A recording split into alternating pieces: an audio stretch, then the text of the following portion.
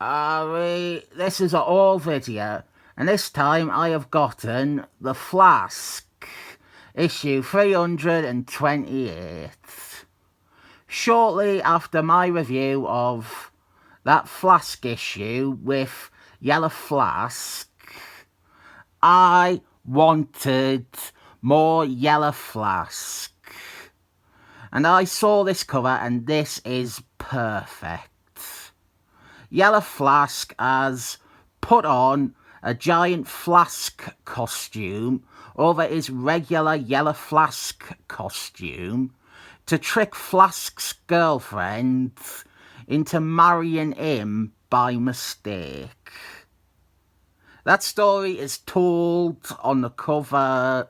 There's probably all sorts of extra stuff inside that is amazing. Like maybe he kicks a kid with Down syndrome in the face and blames it on Barney Allen. I basically fell in love with Yellow Flask when I read a comic where his evil plans included making a woman have plastic surgery to look like Flask's girlfriend so that he could rail her in front of him, and his diabolical scheme to put heroin in the milk so that all the children grow up to be junkies. Hey, is this all really just one comic? No, but this is all I have gotten. This is the full all, though. Someone who has asked to remain nameless, so let's call them Darth Knight. The guy down below calling themselves Darth Knight. It is him. Named after me videos. Now that is commitment. He got me all these before Christmas. I have said plenty that we didn't really have proper comic shops over here. They are all hobby shops. Walls of vinyl statues with big heads. And then one shelf near the back that is comics that came out this month. No long boxes of ad comics. The only time I have gone through a long box in one of our comic shops, it is stuff from the last 2 years that they have been unable to sell. I have to use eBay for most of my purchases, and so part of the fun of collecting comics is immediately gone. Darth Knight, he got most of these from Time Warp Comics, I think. There is one or two from Gateway Comics in Virginia, and there's some from a Comic Expo show or something like that, which came to town for some great comics here, and some of them I really wanted. Some of them he asked if I wanted, and I said yes on a whim. And some I have no recollection of ever being presented with. Let's get through them, and remember that this is now the level of subscriber you all have to compete with. This guy got me comics. What have you done for me lately, besides watch all my videos, and hopefully click the thumbs up, and smash that bell thing? Do I have the bell thing? The notifications thing? I don't know if that's only for channels with a certain amount of subscribers or not. Here is one I have been unable to ever find myself. Alpha Strike issue 1. There are certain comics that are not that common with UK sellers on eBay, and this is one of them. Never been able to find a copy not selling for 50 quid online. And you know what's interesting? Human Fire isn't on this cover, but Franklin Fantasticals is. This issue features the first appearances of a lot of characters. Warwick Davis, Atchlan, Diamond Little, Saberclaw Jr., among others.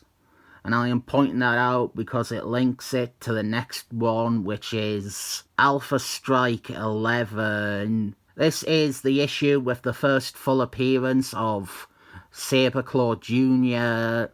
and Diamond Little. And yes, you are right, Flashback was a member of the Thunderbals in the House of Mert New Thunderbals tie-in issue.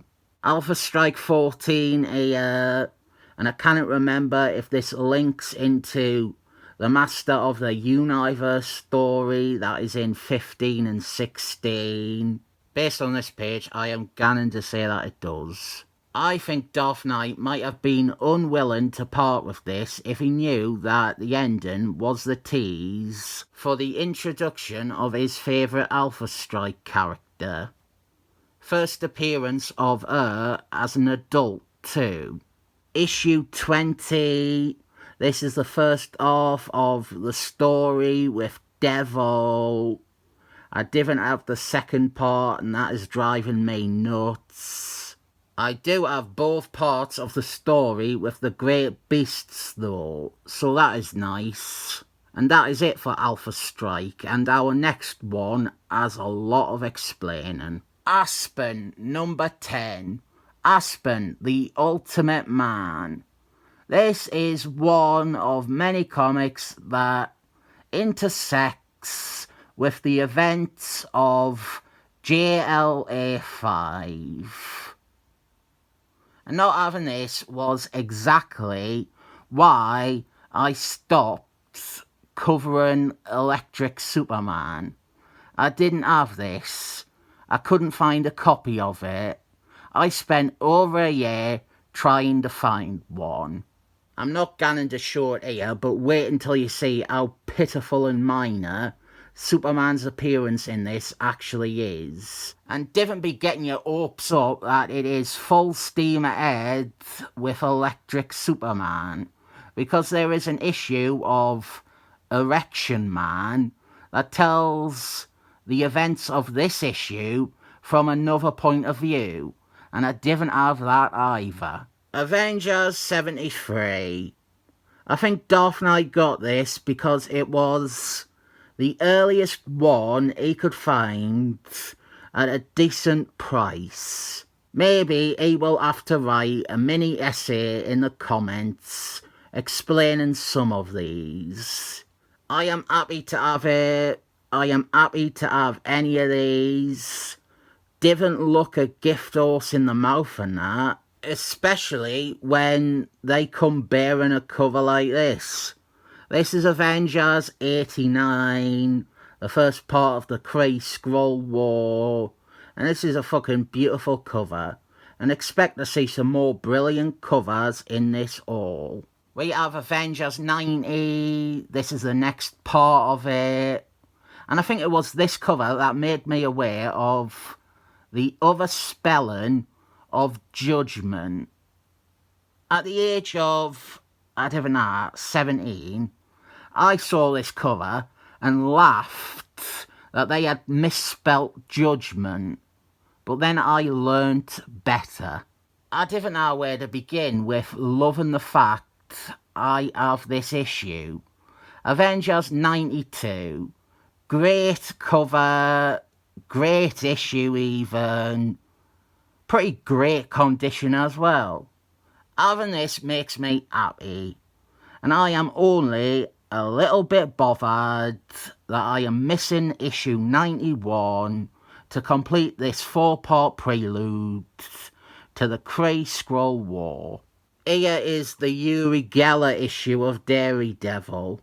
I will explain all of this when I review it, and tell the sad story about a respected comic book writer who fell hook, line and sinker for fraud, and how he still to this day believes Uri Geller has real psychic powers. I better be careful actually, Uri Geller sues everyone, even anonymous YouTubers.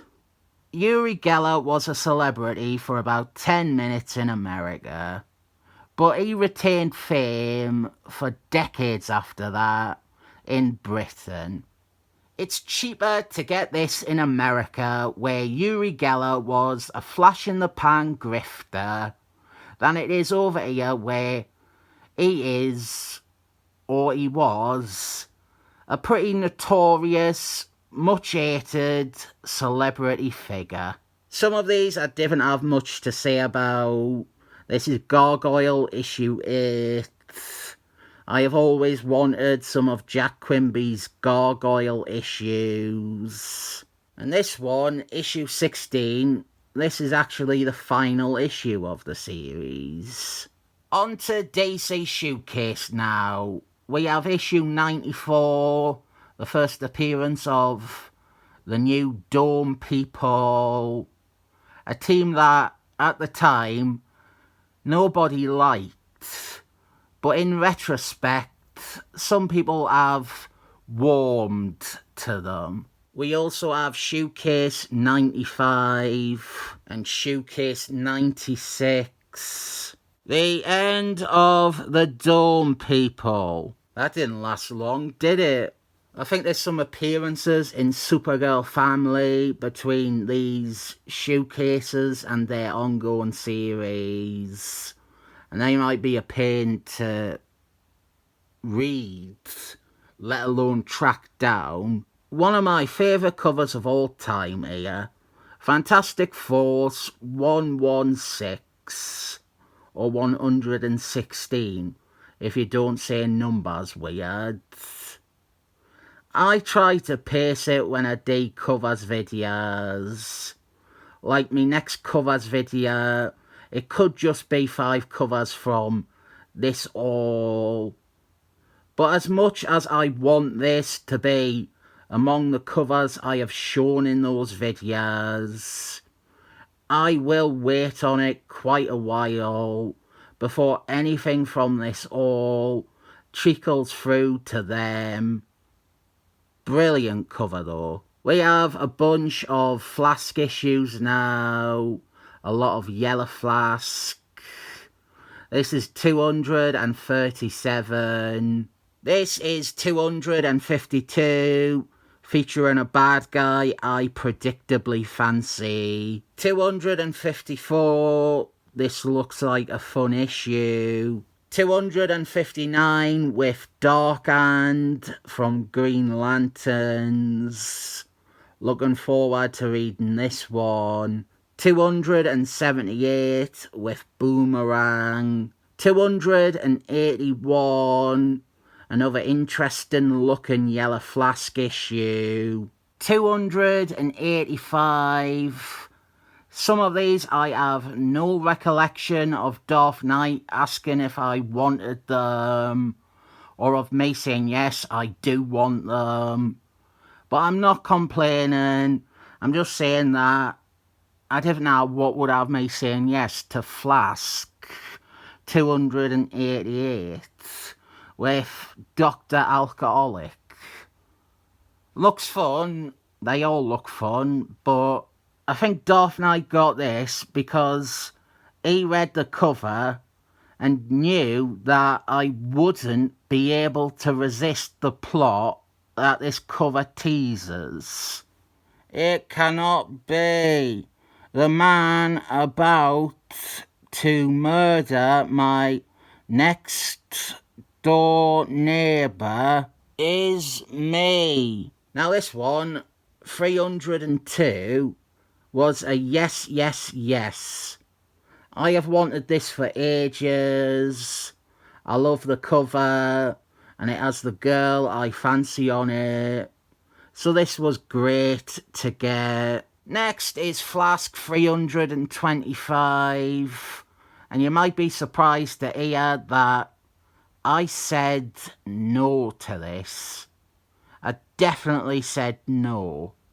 And I said no because I think this is after Yellow Flask dies. And I didn't reckon he will be able to push grannies into traffic or throw a monkey off a cliff from beyond the grave. This is the only one I said no to that Darth Knight got anyway. I'm not disappointed or upset. I'm sure it's still good as well. Green Lanterns now, and much like that Avengers issue, I think this is the earliest one he could find at a decent price. I already have this in the 80s reprint series, but it doesn't hurt to have a little bit of history like this. Green Lanterns 100, featuring the debut of Green Lantern's short-lived teenage sidekick. A teenager that, again, John Jeffries killed off.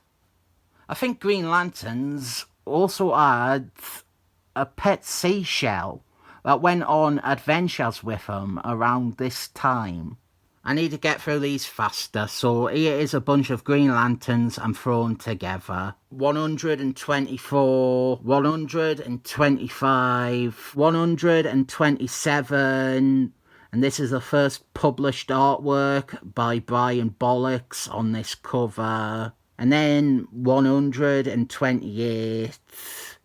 These roughly cover most of the story, where Gary Gardner is tortured into a coma. Green Lanterns 133 with Magneto as the bad guy. 151, nice cover here. Jump 2 decades ahead, and here is Green Lanterns 53 with the Kyle Reese version. This one is the issue before the Fridge issue. My missing Hulk here. Hulk 282. Now I have a complete unbroken run from issue 275 through to 300. This issue is one that those scalpers trying to cash in on movies and TV shows want you to pay £100 for now by pretending it is the first time Hulk and She-Hulks met, even though her origin requires them meeting, and even though they were both on panel together only 3 issues before this. He got this one by mistake. Justice League of America 54, featuring some of my least favourite bad guys, the Toilet Brush Gang. It might be their first appearance, I don't know. It's likely still fun. It's basically the same story as every Justice League story from the same period. Now, the Spider-Man comics Darth Knight got are pretty much the ones that I would have gone looking for. We have Amazing Spider-Man Annual 10, first appearance of the Human Fly, a Scourge victim that I love. We have Amazing Spider-Man 188 with an appearance of Jigsaw Man, and then round it off with another Human Fly story in 193. I have boasted before that I have every comic written by Marky Mark G, but my secret shame is I am lacking a few Spider-Girls and over half of Dup 7. These are issues 11 and 18. The few Spider-Girls I need become even fewer. I think maybe even now I only need 2 more. This is Superman 261, and this is a cover that you are all seeing, and Gannon, of course he appreciates that cover. The condition of this is pretty tops too. The whites on the cover are clean, which is impressive. There is one little ink blemish near the number, and that is it. I'm sure it will be covered in a sticky substance by the end of the week, however. I was open for loads of Tiny Titans, but then didn't get many. But what I got are key issues. This is issue 17, the first appearance of Magneta, Willie West's girlfriend, in that one issue of Flask that I find hilarious. We have Geodudet's first appearance in issue 28. She is wearing a mask she abandons quickly, because I also have issue 30 with a very similar cover, and this is when she joins the Tiny Titans. Based on this video, you would think that my favourite Tiny Titans characters are the mentally unwell girls. Here is that issue that I didn't have that crosses over with that issue of Pratt's Son. The last issue of Pratt's Son I reviewed. I guess this is a necessary bit of admin to fill in some gaps. What if issue 22? What if Mr. Doom had become a hero? I read this a decade ago and remember it being quite good. And we end with a comic I don't think Darth Knight even knew he got me. This was in with one of the issues of The Flask or Green Lanterns, like hidden behind it. This is World's Finest, 321. The only way to end this is by everyone giving a big 7 thumbs up to Darth Knight.